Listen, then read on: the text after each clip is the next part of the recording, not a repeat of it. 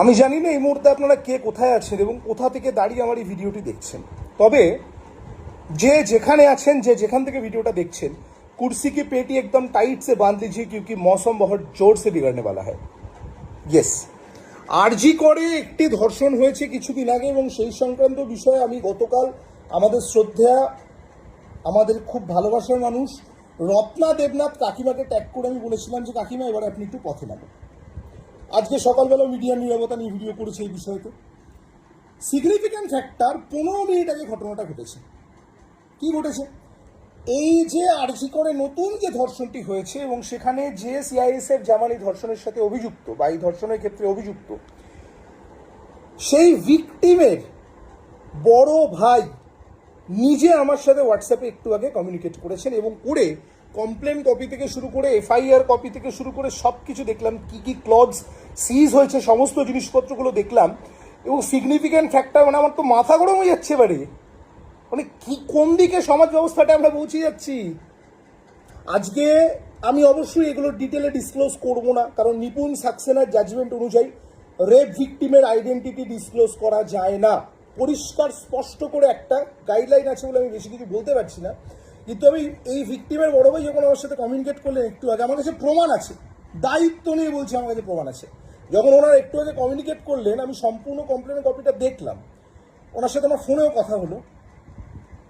উনিও অবাক, আমিও অবাক। উনিও বলছেন আমার যে স্যার দেখুন আপনি অন্তত তা আওয়াজটা তুলেছেন, আমি আপনার ভিডিও দেখে আপনার পুরো ফোন নাম্বার জোগাড় করে আমি আপনাকে কমিউনিকেট করেছি, কারণ একমাত্র আপনি সেই ব্যক্তি যিনি এই জিনিসটাকে নিয়ে কন্টিনিউয়াসলি সোশ্যাল মিডিয়াতে প্রতিবাদ করে যাচ্ছেন কোনো রাজনৈতিক রং না লাগিয়ে।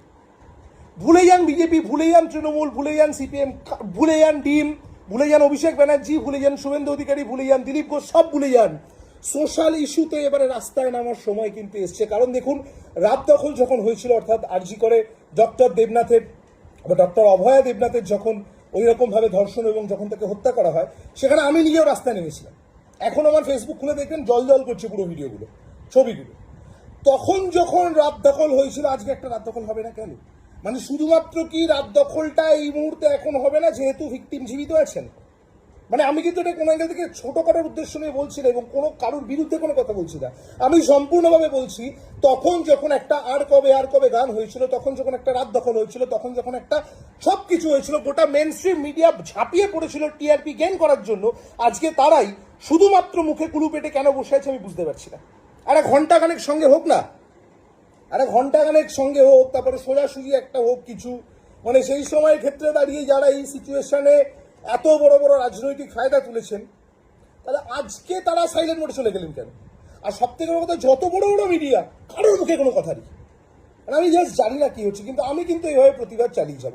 যদি মনে হয় আটকাবেন, সৎ পথে থাকার জন্য এবং সত্যি কথা বলার জন্য বলে কি করবো বলুন, এর বাইরে তো কিছু করার নেই। কিন্তু আমি আমার মতো করে প্রতিবাদ চালাবো। আমরা একটা জিনিস ব্যবহার করে আপনাদের পক্ষ থেকে বলা হচ্ছে যে এক নির্দিষ্ট প্রতীকে জিতে আসা তারা কেন এইভাবে চলে যাচ্ছে, কিন্তু ঠিক এইরকম একটা বিষয় দাঁড়িয়ে বিজেপি, বিশেষ করে কংগ্রেস এবং সিপিএমের পক্ষ থেকে বলা হচ্ছে গত 15 বছর ধরে যখন একের পর এক জিহাদকে ভাঙিয়ে নিয়ে এই বিধানসভায় তাদেরকে নির্বাচনের সম্মুখীন হতে দেওয়া হয়নি, ভাঙিয়ে নেওয়া হয়েছিল, তখন তারা যে প্রতীকে জিতেছিল সেই বিষয়টা মাথায় রাখা হয়নি। হ্যাঁ, আমি নিশ্চিতভাবে তারা এটা বলছেন, শুনছি, খুব কড়াভাবে এর প্রতিবাদও করছি না।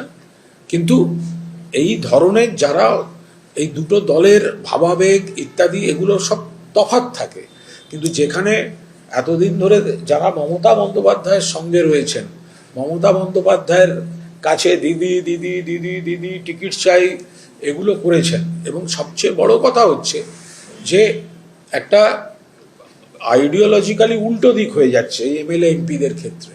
যেমন এমপিরা জিতে এসেছেন বিজেপি বিরোধী ভোটে আর যাচ্ছেন এনডিএর জোট শরিক হতে বা এনডিএর বন্ধু হতে।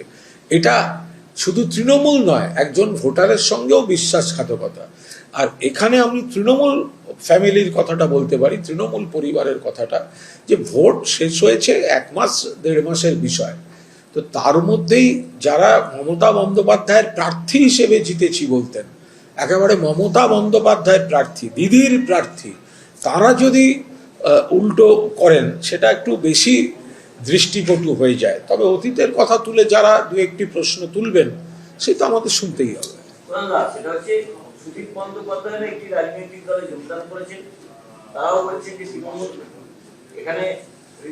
আমি একটা জিনিস বুঝতে পারছি না, সুদীপ বন্দ্যোপাধ্যায় একটা রাজনৈতিক দলে যোগ দিলেন আবার বলছেন তৃণমূল, এটা কি করে হতে পারে?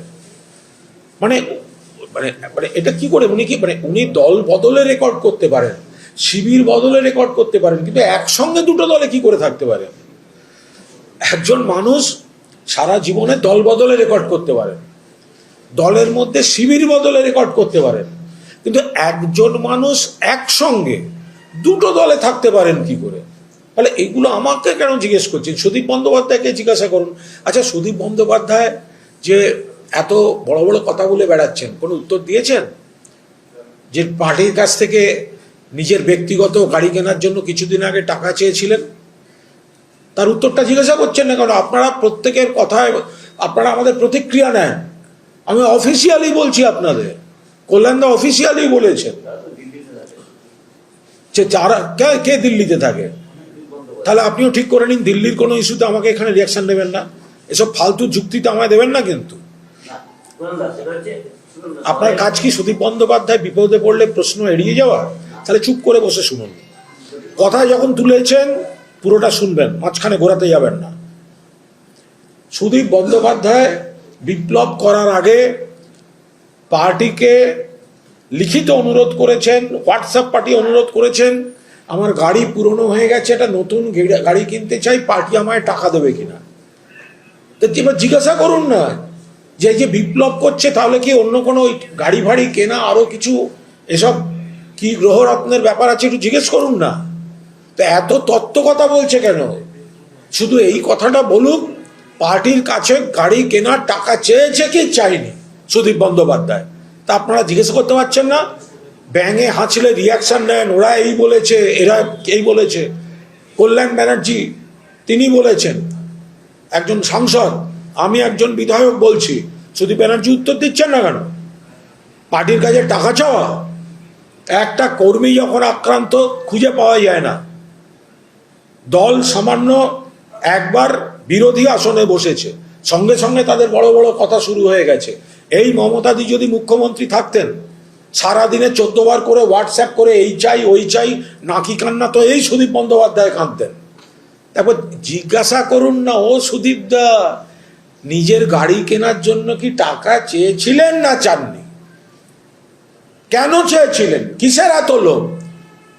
ভোটের যে ইয়েটা দিয়েছেন, ওই নির্বাচনী হলফনামা, সেখানে তো আপনারা সব কোটিপতি, তাহলে গাড়ি কেনার জন্য পার্টির ফান্ড থেকে টাকা চাইছেন কেন?